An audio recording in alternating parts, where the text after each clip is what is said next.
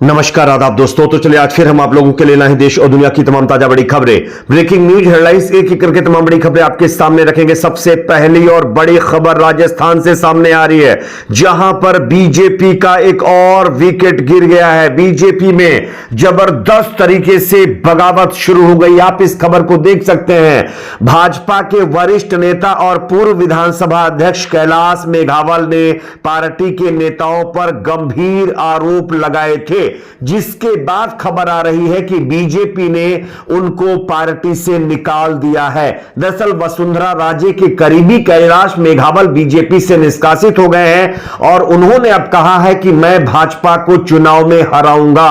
BJP ने कैलाश मेघावल को party की प्राथमिकता सदस्यता से निलंबित कर दिया है। मैं आपको खबर भी दिखा रहा हूं, आप देख सकते हैं। अब कैलाश मेघावल को विधायक दल से निष्कासित करने की तैयारी की जा रही है। इसके लिए बीजेपी प्रदेश अध्यक्ष सीपी जोशी ने पार्टी के राष्ट्रीय अध्यक्ष जेपी नड्डा, केंद्रीय चुनाव समिति अध्यक्ष ओम पाठक को पत्र लिखकर जानकारी दे दी है। पूर्व विधानसभा अध्यक्ष कैलाश मेघावल ने 27 अगस्त को केंद्रीय मंत्री अर्जुन राम मेघावल पर भ्रष्टाचार के आरोप में लिप्त होने के आरोप लगाए थे तथा मंत्रिमंडल से हटाने की मांग की थी। इसके बाद पार्टी की ओर से 29 अगस्त को कैलाश मेघावल को अनुशासनहीनता का नोटिस देते हुए 10 दिन में जवाब मांगा था। कैलाश मेघावल ने नोटिस का जवाब दिया और इसके साथ ही बुधवार को कैलाश मेघावल ने प्रेस कॉन्फ्रेंस कर एक और आरोप लगा दिया था, जिसके बाद खबर आ रही है कि बीजेपी के एक और बड़े नेता की बगावत की वजह से उनको पार्टी से निकाल दिया गया है। यह बीजेपी के लिए बहुत बड़ा झटका है। हालांकि बीजेपी ने खुद इन नेता को पार्टी से निकाला है, लेकिन बीजेपी के पास मजबूरी थी इनको पार्टी से निकालना, वरना बीजेपी इनको पार्टी से नहीं निकालती, क्योंकि इनकी वजह से बीजेपी के एक दिग्गज नेता और मोदी सरकार में मंत्री फंस सकते थे। इस वजह से इनको निकाला गया और अब बताया जा रहा है कि वसुंधरा राजे गुट के इस नेता को पार्टी से निकालने के बाद राजस्थान बीजेपी में जबरदस्त बगावत के आसार नजर आ रहे हैं। बात करेंगे अगली खबर की, जो कि सामने आ रही है केरल से, जहां पर केरल हाईकोर्ट ने सरकारा देवी मंदिर के अंदर आरएसएस द्वारा हथियार प्रशिक्षण पर बैन लगा दिया है। आप इस खबर को देख सकते हैं।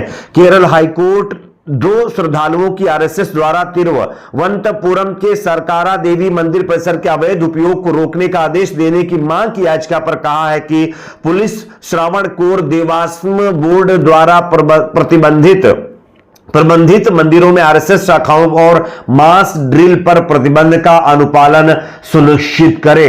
दरअसल आपको पता होगा, कुछ दिन पहले एक वीडियो भी वायरल हुआ था और केरल के अंदर मंदिरों के अंदर किस तरह से आरएसएस के द्वारा कुछ लोगों को, बच्चों को मतलब हथियार से प्रशिक्षण करवाया जा रहा था, उनको प्रैक्टिस दी जा रही थी। और अब बताया जा रहा है जो प्रशिक्षण करवाया जा रहा था हथियारों के द्वारा आरएसएस के लोगों के जरिए, अब उस पर हाईकोर्ट ने रोक लगा दी है, बैन लगा दिया है। यह आरएसएस को जबरदस्त झटका लगा है केरल हाईकोर्ट से। बात करेंगे अगली खबर की, जो कि सामने आ रही है दोस्तों हरियाणा से, जहां पर मोनू मानेसर की गिरफ्तारी के बाद खबर आ रही थी कि कांग्रेस पार्टी के विधायक मामन खान को भी गिरफ्तार किया जा सकता है, लेकिन अब इस मामले में हरियाणा सरकार को जबरदस्त झटका लगा है। आप इस खबर को देख सकते हैं दोस्तों। हरियाणा में नूह में हुई हिंसा के मामले में नाम आने के बाद फिरोजपुर झिरका से कांग्रेस विधायक मामन खान की गिरफ्तारी को लेकर आज पंजाब हरियाणा हाईकोर्ट में सुनवाई हुई। पंजाब हरियाणा हाईकोर्ट में सुनवाई के दौरान जांच के लिए उच्च अधिकारियों द्वारा एसआईटी की मांग को लेकर हाईकोर्ट ने हरियाणा सरकार को नोटिस जारी कर दिया है। अब इस मामले की सुनवाई के लिए 19 अक्टूबर को अगली सुनवाई होगी। गिरफ्तारी से बचाव पर हाईकोर्ट ने मामन खान को कानूनी विकल्पों को तलाशने व आरोप पर बिल कराने के लिए निचली अदालत जाने के आदेश जारी कर दिए हैं। नूह हिंसा के मामले में जांच कर रही हरियाणा पुलिस की स्पेशल इन्वेस्टिगेशन टीम यानी एसआईटी 2 बार विधायक को नोटिस दे चुकी है, लेकिन वह अभी तक एक बार भी पूछताछ में शामिल नहीं हुए थे। गिरफ्तारी के संदेह को देखते हुए अब वह हाईकोर्ट पहुंचे थे और गिरफ्तारी से बचाने के लिए उन्होंने हाईकोर्ट में सभी आरोपों को सिरे से खारिज किया था। और अब हरियाणा मतलब सरकार को इस मामले में जबरदस्त झटका लगा है और कांग्रेस विधायक मामन खान को राहत हाईकोर्ट ने दे दी है। बात करेंगे अगली खबर की, जो कि सामने यहां पर आ रही है। नासिर और जुनैद वाले कांड में अब मोनू मानेसर का बहुत बड़ा कबूलनामा, आप इस खबर को देख सकते हैं। मोनू मानेसर राजस्थान पुलिस के रिमांड पर है। इस दौरान उसने बहुत बड़ा खुलासा किया है। जुनैद और नासिर को सबक सिखाने के लिए 8 दिन पहले ही मोनू मानेसर गैंग ने पूरी प्लानिंग कर ली थी। ये मोनू मानेसर ने पुलिस की पूछताछ में बड़ा खुलासा कर दिया है। मोनू मानेसर ने पूछताछ के दौरान बताया है कि जुनैद और नासिर को सबक सिखाने के लिए 8 दिन पहले ही गैंग ने पूरी प्लानिंग कर ली थी। 14-15 फरवरी को अपहरण करने और अगली सुबह उनको खत्म करने की पूरी साजिश पहले ही तैयार हो चुकी थी। यहां तक कि यह भी पहले तय हो चुका था कि जुनैद और नासिर को कब और कहां से उठाना है।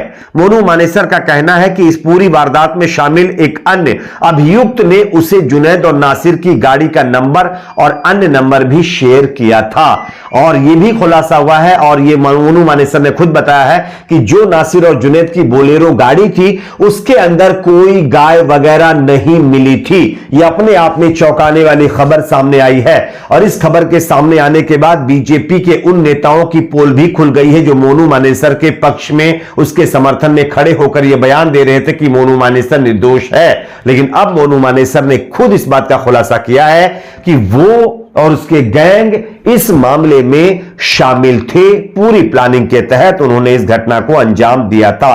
बात करेंगे अगली खबर की, जो कि सामने यहां पर आ रही है दोस्तों। सनातन धर्म को लेकर लगातार चल रही बयानबाजी के बीच डीएमके के अध्यक्ष एमके स्टालिन ने अपने पार्टी कार्यकर्ताओं को बड़ी नसीहत दी है। आप इस खबर को देख सकते हैं। एमके स्टालिन ने कहा है कि मेरे कार्यकर्ताओं को सनातन धर्म पर बहस से बचना चाहिए और भाजपा को भ्रष्टाचार के मुद्दे पर घेरना चाहिए। दरअसल एमके स्टालिन के बेटे ने कुछ दिन पहले ही सनातन धर्म को डेंगू की तरह बताया था और यह कहा था कि यह दुनिया के लिए एक बहुत बड़ा खतरा है। उसके बाद लगातार एमके स्टालिन की पार्टी की आलोचना हो रही थी, लेकिन अब इस मामले पर एमके स्टालिन ने खुद आकर लोगों के सामने और मीडिया के सामने यह कहा है कि वो अपने पार्टी कार्यकर्ताओं को यह कहना चाहते हैं कि वो इस तरह के बयानों से बचें। अब देखना यह होगा कि आगे इस पर क्या होता है। अगली खबर की बात करेंगे दोस्तों, जो कि सामने आ रही है। एडीआर की एक नई रिपोर्ट में बहुत बड़ा खुलासा हुआ है। देश के 40% जो सांसद हैं वो दागी हैं। किस पार्टी के सांसद सबसे ज्यादा दागी हैं, इसकी रिपोर्ट चलिए हम आपको बताते हैं। एसोसिएशन फॉर डेमोक्रेटिक रिफॉर्म्स यानी एडीआर की रिपोर्ट ने मंगलवार 12 सितंबर को देश के मौजूदा सांसदों के खिलाफ क्रिमिनल और गंभीर आपराधिक मामले की एक रिपोर्ट जारी की है। रिपोर्ट के मुताबिक लोकसभा और राज्यसभा दोनों सदनों में मिलाकर 763 मौजूदा सांसदों में 306 के खिलाफ आपराधिक मामले दर्ज हैं। अगर मैं पार्टी वाइज बात करूं तो यहां पर बीजेपी के 385 में से 139 सांसद आपराधिक मामलों में दागी हैं। कांग्रेस के 81 में से 43 विधायक हैं। टीएमसी के 36 में से 14, डीएमके के 34 में से 13, जेडीयू के 21 में से 13 और आरजेडी के 6 में से 5 विधायकों के ऊपर आपराधिक मामले चल रहे हैं। बात करेंगे अगली खबर की, जो कि सामने आ रही है दोस्तों। यहां पर जिस तरह से बाबा बागेश्वर धाम लगातार चर्चा का विषय बने हुए हैं, इसी बीच खबर आ रही है धीरेंद्र शास्त्री की मुश्किलें बढ़ गई हैं। मध्य प्रदेश में कई जगहों पर उनके खिलाफ विरोध शुरू हो गया है और एक समुदाय ने यह आरोप लगाया है कि धीरेंद्र शास्त्री ने उनके समुदाय को लेकर विवादित टिप्पणी की है। इस वजह से बाबा के खिलाफ कार्रवाई होनी चाहिए, जिसके बाद पुलिस ने धीरेंद्र शास्त्री के खिलाफ जांच शुरू कर दी है। आपकी अपनी क्या राय कमेंट सेक्शन में बताइए। वीडियो को लाइक शेयर, चैनल को सब्सक्राइब जरूर करें।